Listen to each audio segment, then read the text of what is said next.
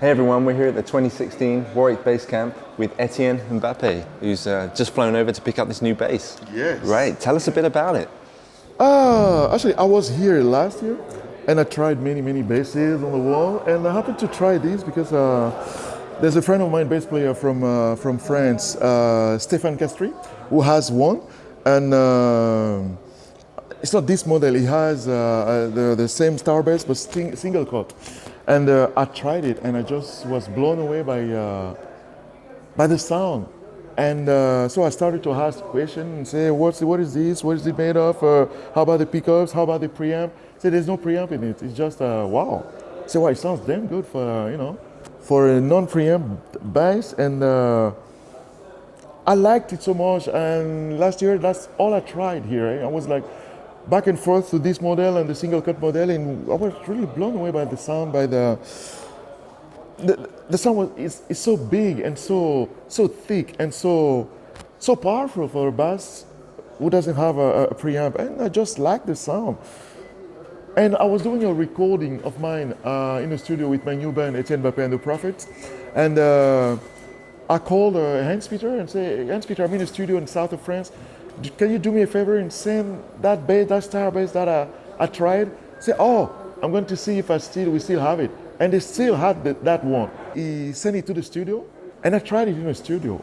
I have many basses, a lot of basses in the studio, and I just happened to see that up on 11 tunes that we recorded, I recorded 7 of them with the star bass. The sound was just amazing.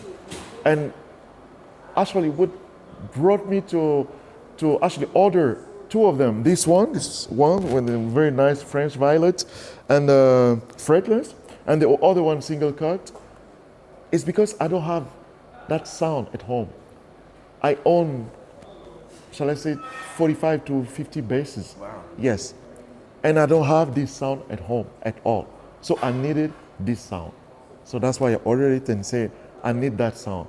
It's not a bass I can play everything with, but it's a bass I can play many things, more than what I knew myself, And that's how I happened to record 7 tunes on 11 with it, because the sound was just amazing. And I loved it, and my sound engineer just were like, whoa! And we were so happy, and so that's how it happened. So I ordered 2. No, 1, 2. That's it. And are there any aspects of the bass that are custom for you specifically? No, really. I just leave it as it was. Except for the color that I asked for, there's nothing that we discussed about the color of this, those pickups, the knobs and that, silvered. Okay, I'm fine, and that's it. I just, I just let the guy do the job. You know, that's not a. I don't need nothing specifically. Sometimes I'm surprised with some things, but I'm already surprised by the big sound and the lovely sound of those basses, and really it was I was and since I got here yesterday, I've been trying them and trying them and trying them, and there's a very big smile of me like wow, it's amazing. It sounds so good, and I'm here with many friends, and all of them when they're like, oh, maybe I'm thinking about do the same thing. That means order one or two or three, who knows? But it's just it's a jewel, you know. It's like and I love it. I love it. The fretless, the fretted, it's just amazing, and the sound is amazing. So, you know, I just had to order it. I needed it. How would you describe the sound of your bass playing? Of my bass playing on this one? In general? In general, actually, you know, I have something special. I play with gloves, silk glove. So those gloves, they add bottom on my sound.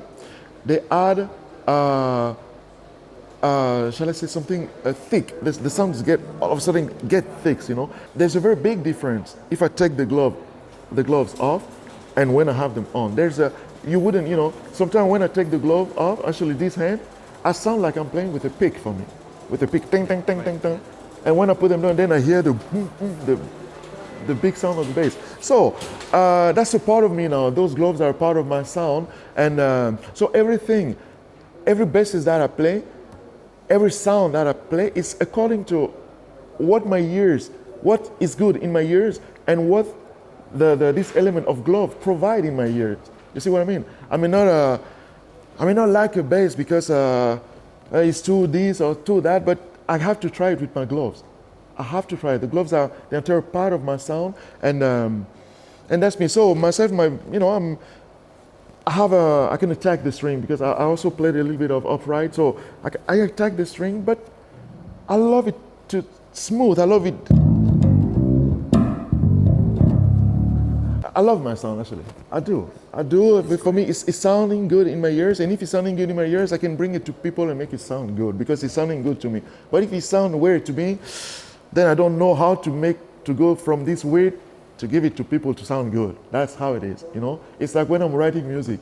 If I like the music, like, I like the changes that I found, I like the melody, and I'm trying to bring that to people with honesty, you know? But if I don't like it, how do you want to bring something you don't like to people? And say, you like it, I don't, but you do. Doesn't sound weird, right? And so that's exactly the same with the bass, and with the bass, the tone of the bass. Exactly the same. And how long has it taken you to develop that sound? And what were your reference points? My reference point, actually, when I was playing without glove, that's a long time ago because I've been playing with those gloves, like, shall I say, for more than 25 years now. For more than 25 years, I think my sound was good before, you know.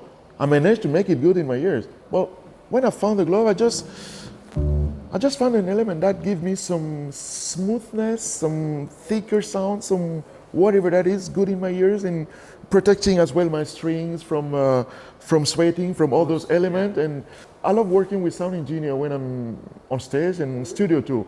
I love their reaction when I'm playing, like, wow, man, wow, the bass sounds good, man. Yeah, that could be the bass. It's sometimes the hands too, you know. The hands make the instrument sounds good too, you know. Because you can give a beautiful instrument, a beautiful sounding instrument to a guy who play like this, it will sound like this, you know. And so it's a common work with sound engineers who are giving you self-confidence to, like, wow, your sound is great. Wow, with those gloves you sound good, blah, blah, blah.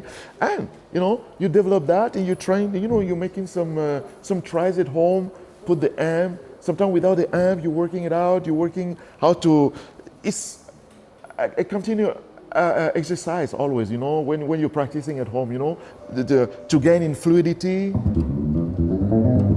You're working, doing that, you're working as well on your sound, okay?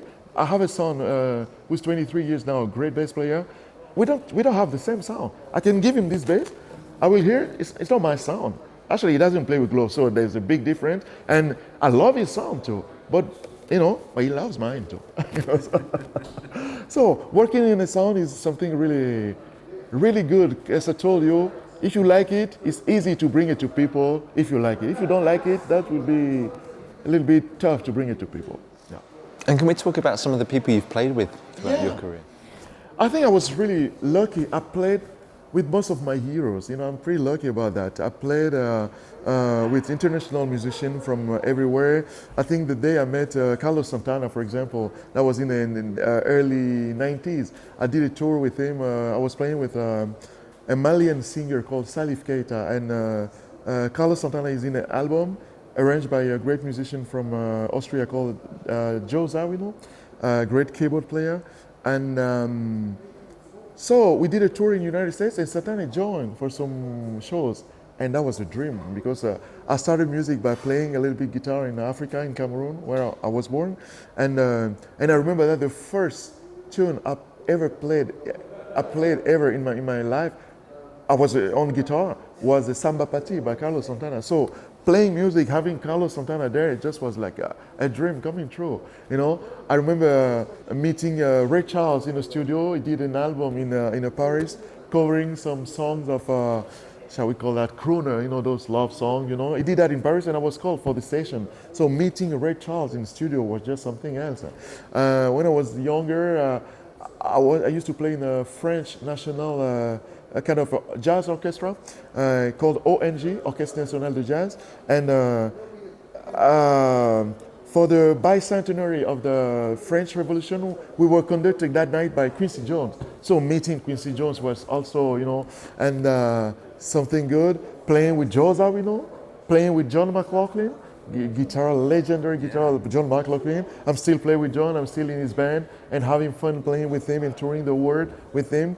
And meeting all those great masters, learning from them, is just something else, and something that I love. And I'm saying thank you to the skies every morning to bless me with that, doing, that I'm able to tour with those guys and play with them. And that's just something really, really, really nice that I appreciate really much. And is there any sort of common threads with all those guys, or any direction that they gave you about what they wanted from a bass player? It depends. The direction they give you is what they're writing. Okay, the sound is like this, the tune, the sound, whatever that is like this. If it's written, you just have to read what's written, and shall I say, it's pretty easy because it's written. But even though it's written, reading music, if you're a good reader, sometimes you take some chances to make it, because if it's written that, and maybe it requires to play, so then there's more, a little more groove in it. So it's for you to, and most of what they gave me and that I learned from them is freedom. It's written, but feel free. That means you can stick on what's written by developing it and bringing some new element, bringing some dead notes, and making it swing.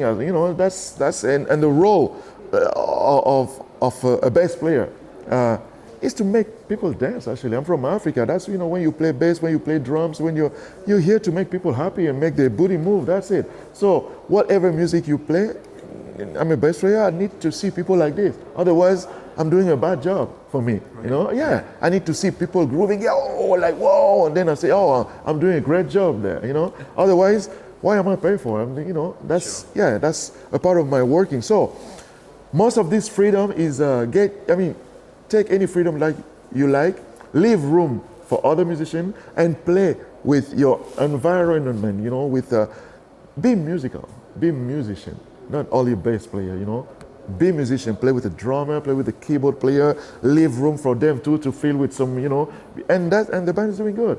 Otherwise, if you are just crazy and busy all the time, then it's not, it's not only, the tune is not only based on the bass, so it's based on the music, and give all the people a chance to give some, and this is inspiration as well. When you see a drummer playing, that gives you some whoa, then all of a sudden you play with him, and the keyboard player is doing, and the guitar player,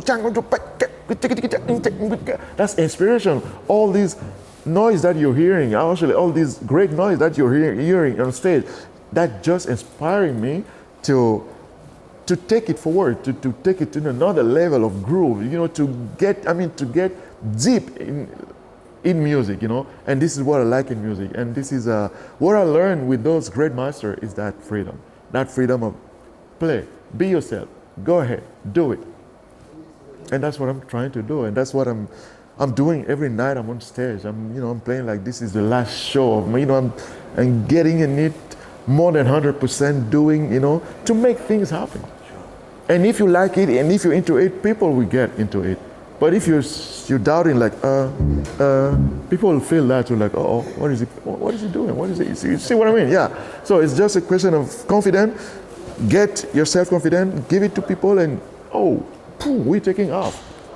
And how about the Prophets? Let's talk about your group. Yeah, the Prophets, actually, that's the latest project that I've done. Etienne Mbappé and the project. We just put out a CD, and that's going to be downloadable in iTunes in mid of September, 16th of September, I think. And the record's going to be out worldwide too. And it's a new project. I have another band where I sing. I'm more a singer, bass player, and I'm singing on my mother tongue, Douala from Cameroon. And I wanted to play some other stuff, more instrumental, more instrumental music, and maybe with a bigger band, So we are 7, I have a sax, trumpet, violin, and piano, guitar, drums, and myself on bass. That's 7, And that gives you also the freedom for the orchestration, for the writing, there's you have more choice of colors, than just being with a guitar and the drums. And, there's not that much, the power trio is a power trio, We have a soloist violin, but that's it. But with the Prophets, you can take some risks, you can, reharmonize things with horns, with, there's a lot of things you can do. And I love that. And the band is solid, the band is doing good. So if you hear about it, Etienne Mbappé and the Prophets, just run and get the CD and come and see us on stage, because the music is really happening. Young musicians as well from France. Most of them were introduced to me by my son, my 23 years old son, and said, Dad, get that trumpet player, he's badass. I said, oh wow, I tried him, whoa. Get that guitar player, I said, wow. And learning from the young generation too. My son today, I taught him a lot. Now when I hear him play that bass, I'm like, what did you just, okay, I got it. So learning the maximum you can learn from anyone, from a drummer, from whatever, just, and having fun, because music is a question of having fun, and that's really important as well, to have fun and to give that fun to people. Yeah. Well, we look forward to hearing the new album. It's yeah. September, right? Yeah, September, but I got a copy for you. Okay, perfect. Etienne, thank you so much, man. You so enjoy much. the rest of the week and enjoy the bass. Oh, thank you so much. I'm very, very grateful for those guys who made those bass, because it's just a monster bass. It's beautiful. Thank you so Thanks, much. guys. Thank See you soon. Thank you all. Thank you very much.